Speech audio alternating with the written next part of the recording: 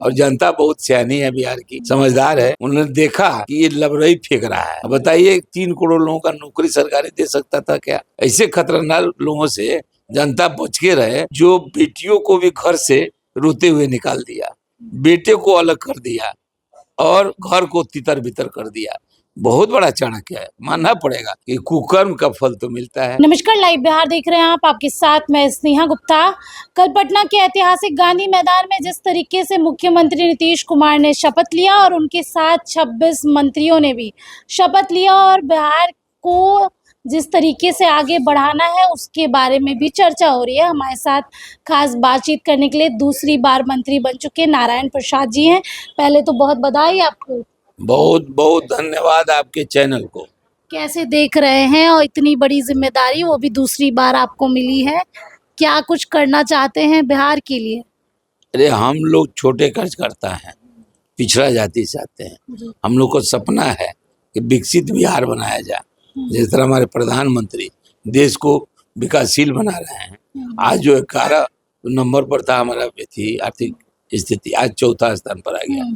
पूरी उम्मीद है दोनों आदमी की डबल जोड़ी से कि आगे चलकर इन लोग जो सो बहुत तेजी से विकास करेंगे।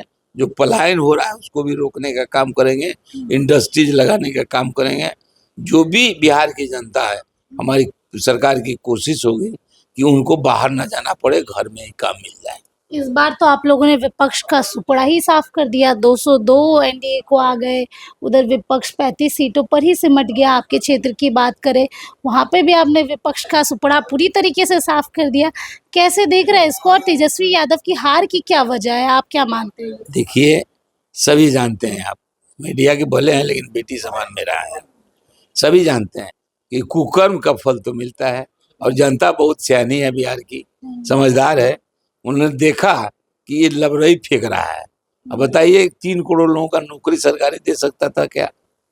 ये 30,000 रुपये देने के लिए कहा। अपने पिताजी से जरा पूछ लेता कि पिताजी क्या किए थे कि आज भी जंगल राज में हम लोग मैंने पहुंच गए हैं, लोग निकलने के लिए। अरे उसकी किसी तरह इज्जत बच गई। वो कल मिला था लोग, जी लोग कह रहा था कि किसी तरह इज्जत उसका बच गया, यही माननीय मंत्री जी। लेकिन अगला दफा उसका इज्जत भी नहीं बचेगा, इसलिए कि उनके विचारों से उनके परिवार को, देखिए जो परिवार नहीं चला सकता है, इतना बड़ा राज्य कैसे चलाएगा? बेटी कहीं अलग जा रही है रोक, बेटा कहीं बड़ा अलग जा रहा है। छोटा बेटा जो मस्त है किससे, हरियाणा वाला पीए को लेकर और क्रिमिनल को लेकर। ईपी और क्या उम्मीद करिएगा आप, या जनता क्या उम्मीद करेगी? ऐसे खतरनाक लोगों से जनता बच के रहे, जनता बचा दी है। मैंडेट जो दिए हैं ये ना नेता के मांगने से मिला है, हमारे कामों के बदौलत मिला है, हमारे प्रधानमंत्री के कामों के बदौलत मिला है, हमारे माननीय मुख्यमंत्री के कामों की वजह से मिला है। लोगों को अपार विश्वास है दोनों को डबल इंजन की जोड़ी पर, इसलिए इतना बड़ा हम उन लोगों को बहुमत मिला है। मतलब 2030 में आप लोग कहीं 35 से 0 तो नहीं ला देंगे फिर से? हो सकता है, कोई असंभव चीज भी नहीं है। जो जैसा कर्म करेगा वैसा फल देगा भगवान, सबको जानता है। आपने कह दिया हरियाणा वाले के साथ, लेकिन वो कहा जाता है कि आरजेडी के चाणक्य है। देखिए 18 तारीख को तेजस्वी यादव को सीएम का पद का शपथ भी दिलवा दिया। देखिए सबसे बड़ी बात है यही तो जानना है, चाणक्य रहता वो चाणक्य है ये जो बेटियों को भी घर से रोते हुए निकाल दिया, बेटे को अलग कर दिया और घर को तितर बितर कर दिया। बहुत बड़ा चाणक्य है, मानना पड़ेगा। लेकिन उसका जो चाणक्य का भूमिका थी वो अलग थी, भारतीय चाणक्य का।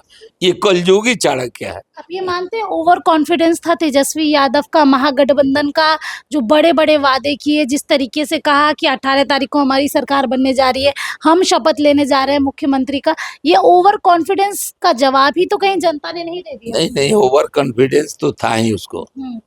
सोच रहा था कि मत प्रतिशत बढ़ा है, आज कहीं 71 कहीं 76% गिरा है, तो लोगों ने हमको बहुत चाहा है। लोगों की इच्छा थी, नहीं जानते थे कि झूठ पर झूठ, झूठ पर झूठ।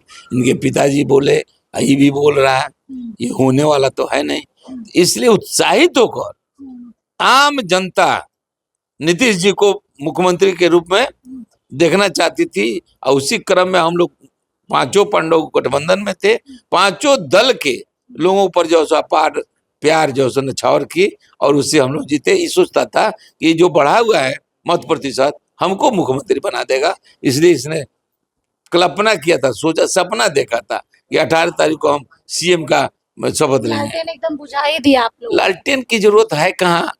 आप बेटी बताओ कि बिजली जहाँ है, पंखा चल रहा है, वहाँ लालटेन की क्या जरूरत?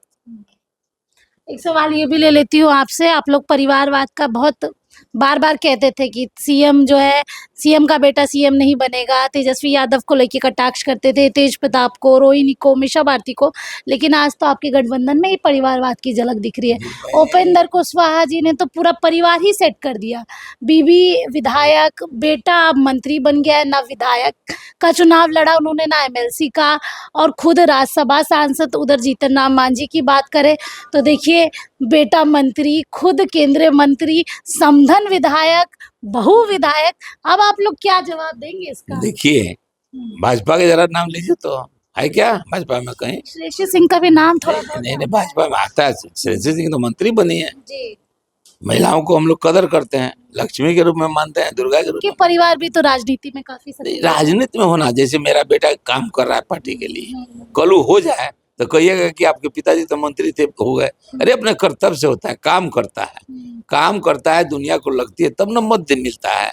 यदि काम नहीं करेगा तो ऐसे मत देगा, पार्टी के नाम पर कोई देगा? तो मतलब आप जो इल्जाम उन लोगों पे लगाते थे वही इल्जाम तो अब आप नहीं नहीं, हम लोग पर, हमारी पार्टी इस चीज को बहुत गौर करती है, देखती है और हमेशा अनुशासन ही सिखाती है। हम लोग छोटा सा गांव में रहने वाले किसान का बेटा, पार्टी का ही देन है कि आज हमको इस ऊंचाई तक पहुंचाया है। तो भारतीय जनता पार्टी की ये खासियत भी है कि कार्यकर्ताओं को खुद भी नहीं पता रहता कि कब टिकट मिल जाएगा, कब विधायक बन जाएंगे, कब मंत्री बन जाएंगे। सही, बात है। एकदम सही बात है, 100%। हमारे अनुशासित कार्यकर्ता होते हैं, उनको अपना काम से, कर्म से मतलब रहता है। जैसे गीता में कृष्ण जी कह गए, कर्म किए चलो, फल की चिंता मत कर। इसी तरह भाजपा के एक एक कार्यकर्ता देश के लिए, राज्य के लिए हित में काम करते जाता है।